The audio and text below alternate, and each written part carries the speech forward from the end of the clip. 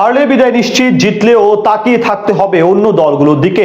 Group পর্বে নিজেদের শেষ ম্যাচের আগে কঠিন সমীকরণের সামনে চেন্নাই, অন্যদিকে প্লে অফ নিশ্চিত হলেও গুজরাটের চোখ রয়েছে কোয়ালিফায়ারের দিকে।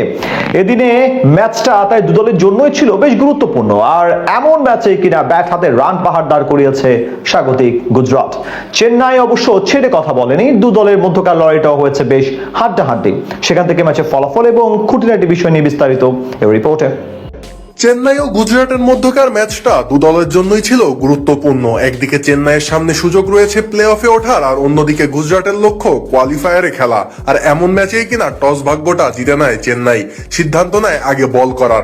তবে টস জেতা ছাড়া আর কোনো কিছুই এরপর পক্ষে যায়নি ঋতুরাজ গায়কোয়াড়ের দলের। শুরু থেকেই দুহাত ভরে রান বেলাতে থাকে তাদের বোলাররা। পাওয়ার প্লে জুড়ে উইকেট তুলতে ব্যর্থ হয় সফরকারীরা, আর এর পুরো ফায়দাটা লুটেছে গুজরাটের দুই ওপেনার। পাওয়ার প্লে শেষে তাদের সংগ্রহ দাঁড়ায় বিনা উইকেটে 62 রান। পাওয়ার প্লের পরেও চলে গিলের তাণ্ডব। সপ্তম ওভারে নূর আহমেদের বলে 2 ছক্কা হাঁকিয়ে যেখানে মাত্র 23 বলে অর্ধশতকের দেখা পান গুজরাটের এই অধিনায়ক। অন্য প্রান্ত থেকে সাই সুদর্শনও ছাড় দিচ্ছিলেন না। একের পর এক 4 ছক্কায় দুজনে মিলে ইনিংসের 10ম ওভারের প্রথম বলেই দলের রান নিয়ে যান 100-তে। কিছু সময় পর অর্ধশতকের দেখা পান সুদর্শনও। টানা 5 ম্যাচ ধরেই 50 দেখা পাচ্ছেন এই ব্যাটার। তবে পরের ওভারেই ফিরতে হয় গিলকে। স্পেন্সার জনসনের বলে দুবের হাতে ক্যাচ দিয়ে বিদায় নেন এই ব্যাটার।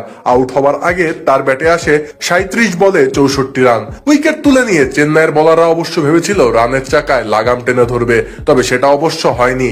14তম ওভারেই দলীয় 150-তে পৌঁছায় গুজরাট। এরপর একের পর এক বাউন্ডারি হাঁকিয়ে বড় সংগ্রহের দিকেই এগোচ্ছিল স্বাগতিকেরা।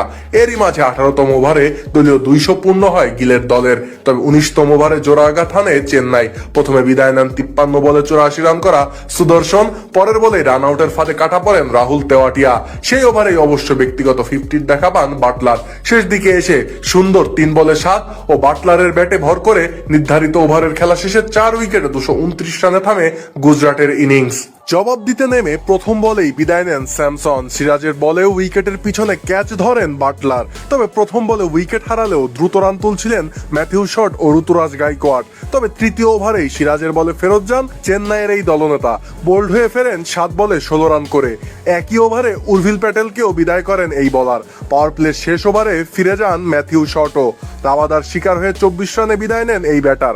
পাওয়ার প্লেতেই 4 উইকেট হারিয়ে 58 রান তোলে সফরকারীরা। সপ্তম ওভারে ফিরে যান কার্তিক শর্মাও। ডিরেক্ট হিটে রান আউট করেন শুভমান গিল।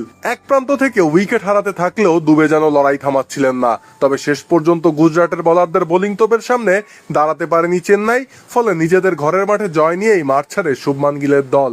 সেই সাথে আসর থেকে বিদায় নিশ্চিত হয় চেন্নাইয়ের।